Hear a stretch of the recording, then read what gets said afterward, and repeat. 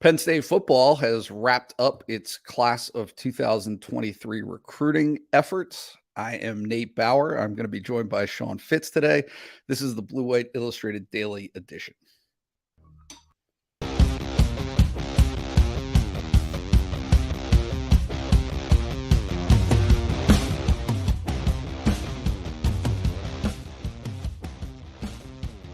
Hello, Nate. Hi, Sean. Hi. How's it How going? are you? I'm going great. I'm doing much better than the basketball team did last night, which is no. Yeah, no, I started there, and I'm sorry. And I know this is not the basketball podcast, but played number 1 Purdue last night. It was not pretty, and you see what happens when somebody gets hot, even if it's not the 7'4" guy who is bigger than anyone I've ever seen, really. Yeah, he's something. But Purdue put it to him last night. Yeah, it was not a great showing for Penn State. It was kind of a combination of things, right? Because they had to play well, right? No matter what, no matter how Purdue played, Penn State had to play well, and Penn State didn't. So that was the first half of the equation, and then the second half was Purdue just Mason Gillis went nuts, like actually nuts, like off the reservation, just complete dominance. Made 9 3-pointers. He had an 11-0 run himself to start the second half. So when that happens, sometimes it's just not your night. Micah Shrewsbury was interviewed after the game, and the quote that got me is he was like, "You got to do something, right? Like you got to do something to you got to pick who you're going to defend on this Purdue team, because you cannot leave Zach Edey by himself in the paint, or he will absolutely bludgeon you." So, Pick your poison. lost. Yeah. Pick your poison. Penn State picked it. Was not a successful choice for Penn State. I thought it was a great headline. Nobody commented on it. Did you see it? Sorry. No, I didn't read it. The headline was picking poison. Penn State croaks at number 1 Purdue. Oh, wow. Okay. That's at least you didn't use the word route in it. That's all that matters. Yeah, I didn't say route. How many of those guys did Shrews recruit on that team? On Purdue's team? Yes. I don't know. Quite a few. Okay. He was a big part of it. It was funny. He at the end of the game, I saw him. You never get to see exactly what you want to see on TV, right? The camera always does something else from what you want. I wanted to watch him walk through the post-game handshake line, and he dipped out. Like he left the handshake line. So Adam Fisher was the first coach to go through the handshake line. And I was like, oh my goodness, did he bail on the post-game handshake? Would he do that? And what you ended up seeing at the end was he dipped out so that he could go to the end of the line and spend more time with everybody, right? So the Matt Painter, the entirety of that coaching staff, and all those players. So just if I like to browse opponent message boards sometimes, see what they're talking about, see what they say, and universally, it was interesting. Universally, the reaction on Purdue's board was like, what a class act. This guy's so great. They love Micah Shrewsbury. And the sentiment that came through was Notre Dame would be so smart to hire this guy. Yeah, I agree. And I don't cover basketball, so I kind of separate myself from that. And I really like Micah Shrewsbury, just in terms of being a former basketball guy myself, watching like how he coaches them and how he's getting, and last night was a terrible example, but how he gets the most out of what he's putting out there on the floor is, something you don't always get. And yeah, I agree. It's going to be tough for Penn State to hold on to him because he is such a great teacher and coach and guy that seems to get everything. And you get that, from his background, the guys that he's been around, he's absorbed a lot of that. And yeah, he's a really good coach. I really enjoy watching his teams, and I cannot always say that about Penn State basketball. Life is a series of choices, Fitz. Penn State can choose whatever it wants to be as a basketball program. And so if Micah Shrewsbury and his staff and the direction that they want to take this are prioritized, and given the amount of resources that it takes to compete in the Big Ten, I don't really have any question that Micah Shrewsbury would stick around for that. That Micah Shrewsbury is a guy who could withstand being offered other positions and stay with Penn State, but you got to be able to compete. And certainly I have detailed through the years the many, many ways that Penn State needs to take strides. and that's a conversation in that category. We've had a conversation like that in the last couple of years regarding football. And last year with the latest extension for James Franklin, we had talked about the things that were not involved in the print that is available to us in terms of the contract, the numbers of years, all that kind of stuff, is the dedication. And Penn State basketball obviously behind in that regard, but Penn State football continues to catch up and, is adding positions, is making changes where you just don't necessarily think there are going to be changes made, but in the name of improvement, in the name of, hey, we've got this ability to do things now. And that has not always been the case. So curious to see what Pat Kraft does in terms of the dedication to that program. He's not going to build a sustainable winner. Like, this is Penn State basketball. This is different, but you can build something where you can be respectable and be a contender every so often. I think, it's a very, very tough place to play, to win consistently. And I don't mean to sound too down, but like if the dedication is there, if the resources are there, you can do that. We've seen programs that have done that. Yeah. And speaking of, you brought up Franklin and contracts and things getting done and commitments. There are things happening. We are going to talk football. Yes, we are going to talk football. I don't want to speak out of turn, but facilities wise, these are things that don't even necessarily come to the forefront. But there are things happening. I'm just going to tease it and allude to it. Things are happening, structure facility wise, not necessarily even with Penn State football, as much as it is resources being provided to other sports that will free up Penn State's football facilities, which is a step in the positive direction for Penn State football. Shrine Bowl, the thing everybody wants to talk about. It's here. It's Finally. here. Finally, we got the Rose Bowl out of the way so we could get to the Shrine Bowl. That is fantastic. Well, we had to get through the NFLPA Bowl as well, which was also at the forefront of attention. But no, Penn State has a couple of guys in the Shrine Bowl. That is tonight, February 2nd, Thursday. It's an 8:30 kick, I believe, in Las Vegas. It'll be on the NFL Network. And Juice Scruggs and Mitch Tinsley are both playing in that game. And for what it's worth, have really gotten quite a bit of positive momentum, positive feedback, positive reviews for the people who are kind of there. I'm not a draft guy. That's not my thing. But if you look for some of the reactions from people who are there in Las Vegas this week and who have checked out those practices, they have been very, very glowing. First, certainly for Juice Scruggs, who has always been a part of that game. That was in his postseason plans, but also for Mitch Tinsley, who was a late add. Tinsley actually participated in the NFLPA Bowl at the Rose Bowl last weekend and was one of two players to be added after that. Like, stuff had already started with the Shrine Bowl when Tinsley was added to the roster. So should be interesting to see him get another crack at showing his stuff for scouts. Catches the ball. That's the main, right? If you his route running has been excellent this week, according to those onlookers, and really has had an excellent showing. Just again, catching the football. So we'll see. Right. We'll see what he does. And that's what he's done so well. At Penn State is like, yes, his numbers dipped because he was not playing in an offense that was going to get him 90 catches. And I think that's the biggest thing is when you look at his production on a numbers basis, like you would think he took a step back this year, but he's a pretty quality player.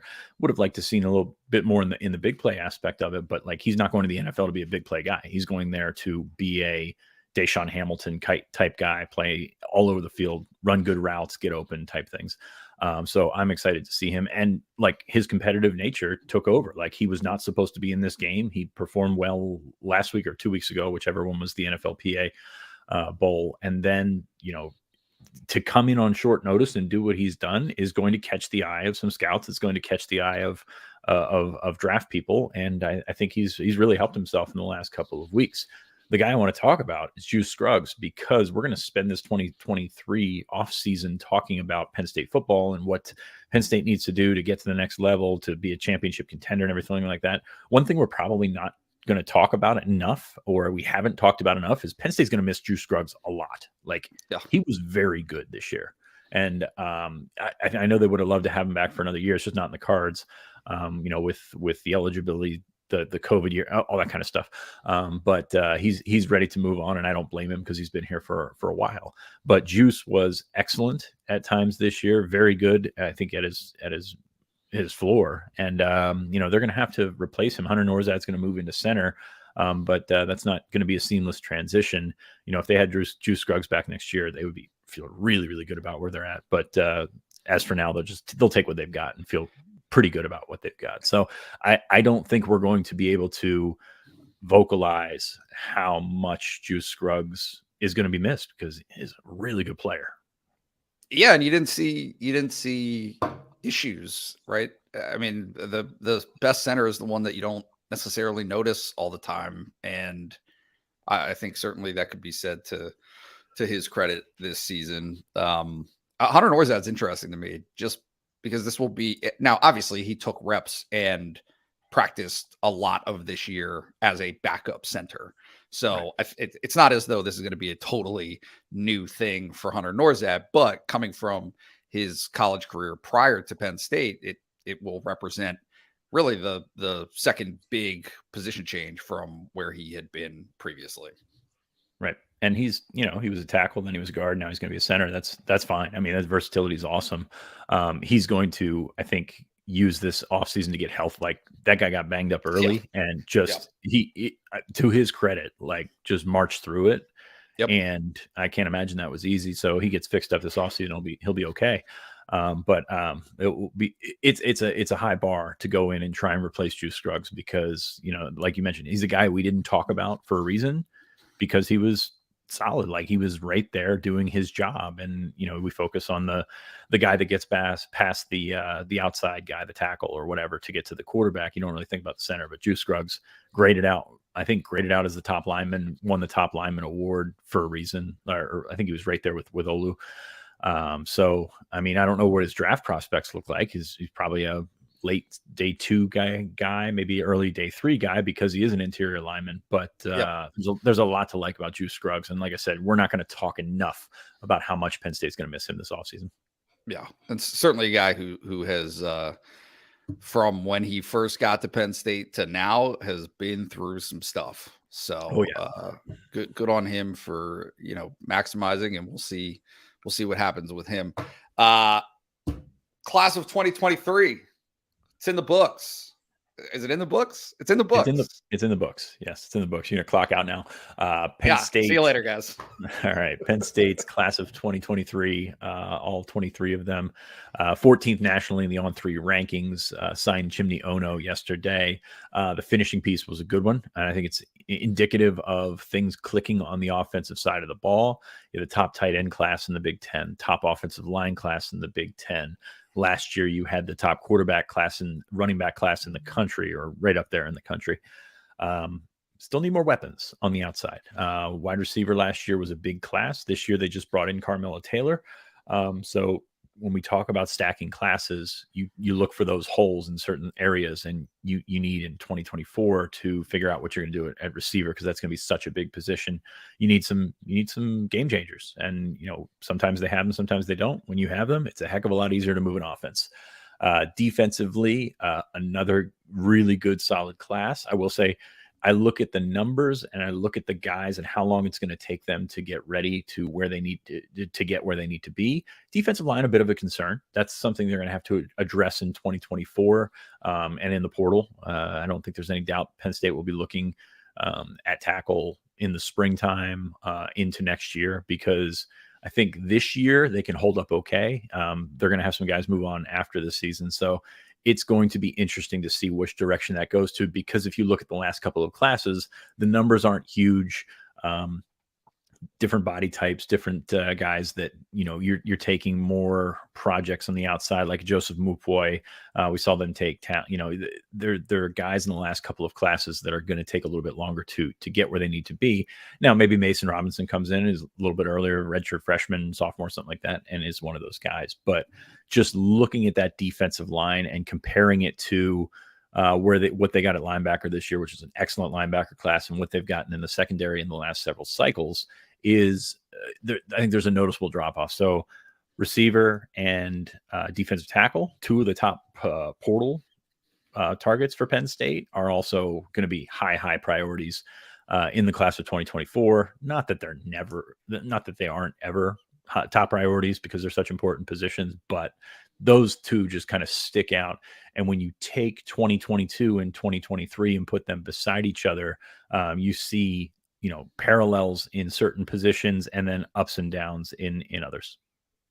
Is just sticking with the defensive line for a minute, is Chop a concern for them? Like, is he an early entry kind of guy? Do you think, is that something that they have to consider? Like, what's the urgency there? Because I mean, certainly Adisa Isaac is a guy who you would assume will move on. I believe Adisa would have another year with the COVID year after this season if he wanted it, but certainly you would have to think that both of those guys could be moving on after this season. Right. With a productive year, Chop's going to look at that pretty heavily. I feel confident in that. Adisa already has looked, and I think he's in that situation kind of like Juice, where he does have that extra year, but probably not going to use it because he has a pro career to move on to. You got Denai Dennis Sutton there. I'm really interested to see what Zariah Fisher brings to the table there at defensive end. But yeah, I think that it's such an important position that you're going to be looking, like on the offensive line, you're going to be looking defensive end, defensive tackle every year in the portal, whether you get something or whether there's something out there worth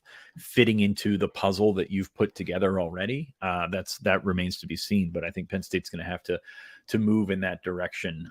Really, really like what they bring back at edge this year. But as we see in college football, like, all it takes is 1 year for a position room to kind of flip in that direction. So we're going to see, in 2024, what 2024 brings. But yeah, Chop is a pro prospect. He's a guy that they feel strongly about, that he can be an early round pick. It's just a matter of getting the right production, getting the right size, and, making the gains that he needs to make to get where he needs to be. Before we move on from Chimney's signing on Wednesday, can you Cliff's Notes the version there, like how that came to be, why sign late? What was the story there on him joining the program? So Chimney was committed to Old Dominion early. Like, this is not a guy that went out and ran the camp scene or did really anything like that. He went to Old Dominion's camp. They worked him out. They think, hey, we might have a gem here. Offered him, and I believe he committed September 1st. So didn't get any senior film out or anything like that before he committed. Old Dominion was tickled to have him. I've talked to some of the guys down there, and they thought, man, this guy, I don't want to say he was better than Old Dominion, but they knew that other schools would come calling if other schools found out about him. Other schools eventually did find out about him. Rutgers was very much in this and very much in the picture to sign him in December. Penn State went down during that December window. Phil Troutline watched him practice basketball, watched dunk and things like that, and said, okay, he's got a lot of the tools that we're looking for.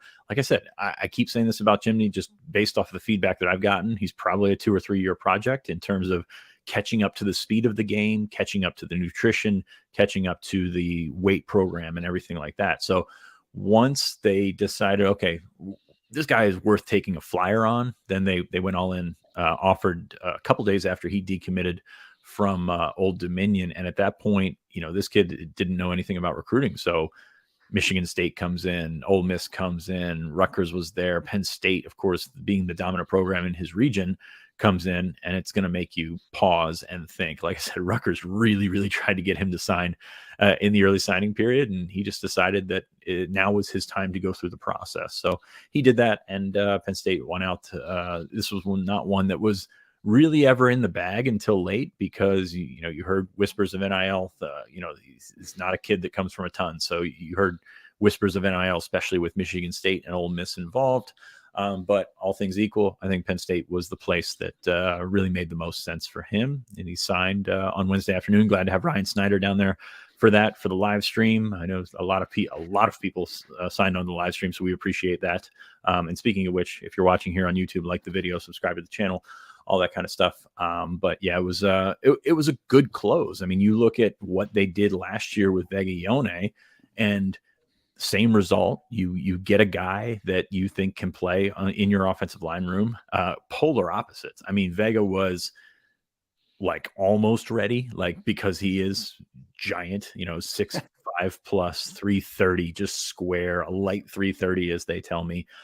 Chimney's 6'5", 270, and he looks skinnier than that when you get beside him. So polar opposites in terms of like rawness and all that kind of stuff, but the same result in that you went out and you found a guy in the second signing period where values are higher. Like this guy, if he doesn't sign in December, this is a generality, if he doesn't sign in December, schools are going to place a higher value on him for the January, February period. So Penn State was able to secure a couple of guys, albeit on different paths. And it's a really good job. Like it's not easy to do that. And they also, one thing that we probably didn't talk about in January, they also caught themselves in terms of like, there were some receivers out there that could they play at Penn State? Maybe, but also maybe not, probably not. And they caught themselves with some of those evaluations and kind of took a step back from several prospects in the January period. It helps to get Malik McLean to take some of that blow off and take some of that urgency for a wide receiver. But Penn State backed up on those guys, went all in on Ono, and this is the result. Is obviously James Franklin said in December, during the December signing period, he plotted out the list of positions that they were still looking at, be it through the transfer portal or in recruiting. And obviously tackle was one of them. Does this resolve that? Or do you foresee them still pursuing someone in the transfer portal for more immediate help? I see them going to the transfer portal for an offensive lineman anytime they can, not just because these guys are not ready and the younger guys are not ready. You can add a college-ready guy like that's been in the strength program for a couple of years. It's going to be a tough sell, don't get me wrong, because you've got 3 tackle starters coming back and guys that have started in the interior. So there's not a lot to sell for Penn State at this point, but you need bodies, and you need bodies that are ready to go. I mean, we watched this offensive line just get thrown together in November, and that's when you need that guy. That's when you need your 7th or 8th offensive lineman, and I think that's why they will look at that. And every portal season, offensive line is going to end up on there. They offered a couple of guys. Johnny Cornelius was not coming here to be the 3rd or 4th tackle. Like that's just how that works. Like he was a guy that was so prioritized by several schools because offensive tackle, there's a dearth of offensive tackles out there. You're not gonna, every school, like we sit here and look at Penn State every day and say Penn State has had so much trouble developing offensive tackles while not realizing that 80% of the other schools out there are in the same boat, just because there aren't too many of these guys walking around. So that's kind of where it is with the portal in terms of selling a guy. You've got Olu coming, or once Olu came back, like no chance, essentially no chance. Drew Shelton started the last part of the season. You're getting Caden Wallace back, which became apparent late in the season, as reported by Ryan Snyder. So it was one of those situations where it's just such a tough sell, but you're still going to try and go out and find those guys. And you know what? Maybe you bring in a guy that's been in a D1 program as a walk-on. Like you're looking to add numbers because you need. I'm not saying you need scout team players, but you need guys that you can fill into that ladder of offensive line talent while you wait for your young guys to develop. And at the same time, I mean, Malik McNeil was on campus for 4 months, something like that. Like these things this is a position with a high volatility rate. Like if you get half of the guys to develop, you're feeling pretty good about the group that you brought in. So they just brought in 4 guys in this class, maybe 5 if you include Mega Barnwell. But if you get quality starters out of 2, maybe 3 of these guys, that's a good hit rate in the class. Very much so. Very much so. Did I exhaust you? What I'm just trying to process all of it. It's the recruiting. It's a whole different animal. You want to do a lightning round, right? I want to do a lightning round. Well, let's do a lightning round. So we're comparing the 2022 class to the 2023 class. Is that correct? Some of by position. Dry. By position. Okay. Well, I mean, let's start with one of the more difficult ones to decide on. Quarterback. What was 2022? I'm just kidding. It's just a joke. That's very good. That's very good. Yeah. What do you got? Had me there for a second. Quarter. I mean, you're going to go 2022. Like bringing those two guys in. Jackson Smolik, I think, is a good, like a good prospect, a guy that can be a productive college quarterback. But like Drew Aller and Bo Prabula are your 1 and 2 next year, and that's a year into the career for both of them.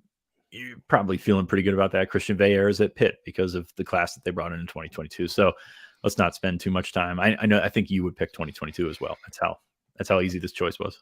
I would. You should ask me the next one. Okay, how about running back, Nate? 2022. Let's move on. All right. No, I mean, obviously, right? Yeah, there were no running backs from Berks Patron County Allen, 2023. So yeah, if it doesn't involve a Berks County running back, I'm just not interested.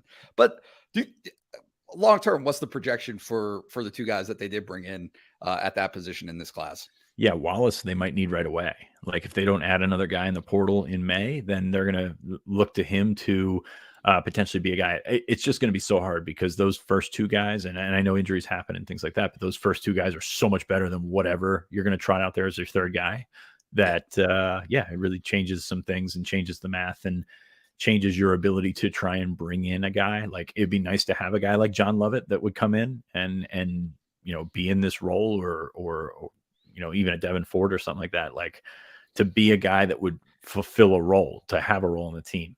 Cam Wallace might be that guy. London Montgomery, of course, is going to be a guy that has to rehab before we can really say definitively like how that one's going to play out. So yes, there is 1, 2, and then there's a big gap, which you would like to fill with a portal guy or somebody transfer, whatever.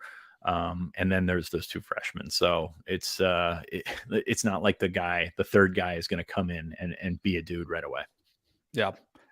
T Frank's telling us that London actually agreed to join the show. So he should be able to provide a little bit of an update on where he's at in the coming week or so. Offensive line. You just touched on it a little bit, but certainly a pretty big and important class for them this year. Yeah, I'm going to lean 2023, even though I like the 2022 duo of Shelton and Vega Ione. And of course, I guess you can throw JB Nelson in there as well as a junior college transfer. So back-to-back good classes on the offensive line, potentially great. I love Alex Birchmeyer. Like I know Javen Williams is rated higher, but I think Birch is going to be a real player. So I'm going to lean 2023 right here because of the numbers, because you've got 3 guys that are going to start out as offensive tackles. Whether that's the best fit for them in the long run, we will see. But I'm going to lean 2023, even though I really like what the group that they brought in 2022. Phil Troutwine's on fire right now, and there's no real getting around that. Tight end, another position that has had, I mean, really just a string of successes, right? I mean, it's not limited to 2022 and 2023. It goes back in terms of their consistency recruiting at that position. But what are you picking between the last 2 years? Yeah, I'm going to go 23. I don't think it's all that close. Greg had a story on Jerry Cross this week. Definitely check that out on the site. But Andrew Rappelier, that's my guy in this class. I think he's going to be really, really good. And I think Joey Schlaffer is going to be very intriguing to see which way he develops. He's going to have to take the long route around. But definitely a lot of potential there. So 2023, I lean pretty heavily to 2023. Okay. Big one. 2022 receivers or 2023 receiver? Are you including transfer portal in this? Okay. The transfer portal is more of a tiebreaker, as we'll see in a different position here. Okay. I'll go 2022 here. Caden Saunders and Amari Evans seem to be leading the way there. We'll continue to see development, and there's a new wide receivers coach in town. So we're going to see which guys develop into his guys. So I think that's something there. And on the other side, like you brought in one receiver and it was, not a productive cycle for Penn State. They brought in Carmelo Taylor. Whereas on the other side, you've got those two guys. You've Tyler Johnson, who, is going to take some time to catch up and, join his peers on that group. And then Christian Driver switching over, I think is very interesting because I think he's got a lot of the skills. Does he have the skills and athletic combination that you need to be there? We will see, but he's got the genes. So you got to give it, to 2022 here. Defensive tackle, big position for Penn State. Yeah, big position. And you see kind of what I was saying earlier in terms of the worry in numbers here, because last year you brought in Caleb Artis and Zane Durant, two guys that they think will be players, but like, this is a situation. This is another one of those positions where if you bring in 4 guys and 2 of them hit, you feel okay about it. Maybe you'd like 3 of those guys to hit. So I think they just need more numbers. Like there's a difference between some, at times they've brought in bodies that weren't up to this level, and you've seen that. Like you've seen the guys that have left the program early. It's tough because you've got this line where you can take guys like Zane Durant, guys like Artis, and then like, are you taking the project that is bigger but not as athletic? Are you taking the guy that's athletic but doesn't have the great measurables? It's such a tough position to recruit.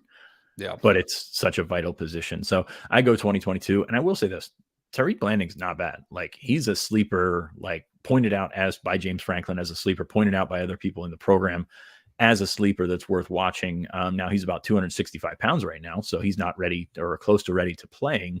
But that is a position which 2024 you need addressed. You need to be honest with you anymore. You need one of those big guys to be in your lap to start. You need one of those guys to be in your region to work on from the start, or else they're heading south. Yeah, no doubt. Defensive end, what do you got? So this is where it gets close. The last 4 positions on defense, like the classes were so close. Like I have this as a push. You've got Denai Dennis Sutton versus Nittany Lions, Joseph Mupoi, and Mason Robinson. The numbers obviously favor 2023, but like, do you account for Chop Robinson in this class, in that 2022 class, because of the portal? You alluded to it earlier.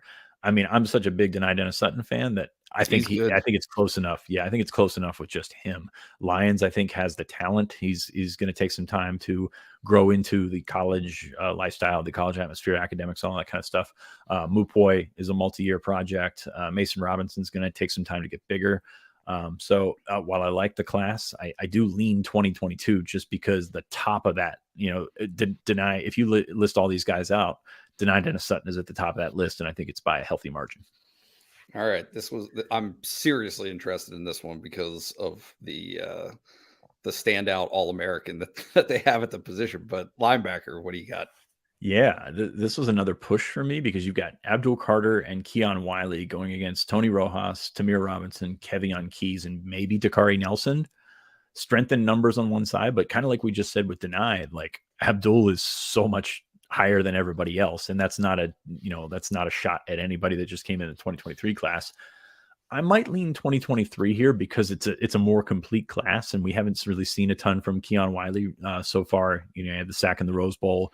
He's a guy that we never expected to contribute as a freshman. He needed this offseason to get bigger, to get stronger, and to get where he needed to be. Rojas, very athletic. Keys, athletic on the outside.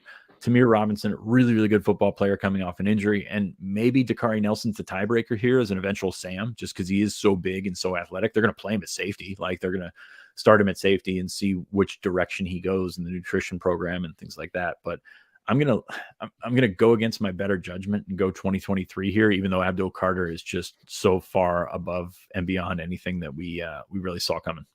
I'm going to bet on your better judgment and be the better judgment and say, always go with what you know. And you know that Abdul Carter is an absolute stud. Cornerback. 2023. And I have questions about 2023's cornerback class, but I feel like that they are just a little bit like, from what I've heard about Elliott Washington so far on campus, like I put him up there with Cam Miller. Cam Miller was the only corner that signed in 2022. Zion Tracy, athletic kid. We'll see what he does in that group. But yeah, that's going to be tough because you don't know how corners are going to react until they get out there. Penn State seems to like what they have in Cam Miller. They seem really pleased with the early returns on Elliott Washington, and I think both are good classes. But yeah, I have questions. I will go with 2023, barely in this one because strength in numbers, and it's an athletic group. Okay. And last but not least, the safeties. Yeah, I'm going to push safeties as well. You got Winston and Flowers from last year going against King Mack, Dakari Nelson, and Lamont Payne. To me, it's 2-2. It's Winston Flowers against Mack and Nelson. Although Mack could be a corner nickel guy, play him in that Daquan Hardy role and see how he does. I'm going to go with 2022 because I'm a KJ Winston homer. And that's kind of aren't we all? Yeah, I think so. That's kind of the lane that I've carved out for that one. Even though, I think that Nelson can be very good. It's just got to find his best fit. Like which safety position works? Is he that third safety that plays that star role, the Sam, or is he a Sam? Or I mean, is he eventually a Will? This kid is huge. He's pushing 6'3", it might be over 6'3", 190, and he can run. So this is a different breed of athlete than we're used to seeing up north. And I'm excited to see how it goes. But like I said, I think KJ Winston can legitimately push for a starting job this year. So can't ask for much more from a true sophomore. Yeah, very good. Very good. Okay. Well, that wraps up our stacked classes lightning round. I don't know how lightning it was, but we got through it. Fun. It was a good time was had by most. So yeah, I had a great time, Fitz. Anything else? We're probably wrapping this up and get on out of here. But anything to send us off into the next week? Not really. If you notice my Twitter, I did put out a tweet earlier today. Seltz, if you've ever been around a tailgate, whether that was when I was at 24/7 or on 3, Seltz is like the best dude, and he needs help right now. So if you go back to my Twitter, you can find a link to a GoFundMe. So definitely check that out because he is a kind and decent man and worthy of the help. So I would appreciate if anybody if you have the means to help him out. So, but other than that, I think we're golden. Yeah, this is the one time where we will absolutely prioritize that over liking, subscribing, and notifying yourself about Blue White Illustrated's content. He's a great guy. Have gotten to know him over the years, and certainly an outstanding person that we have in our message board community. So with that, that's it. I'm Nate. He's Sean. This is Blue White Illustrated Daily Edition. We will catch you guys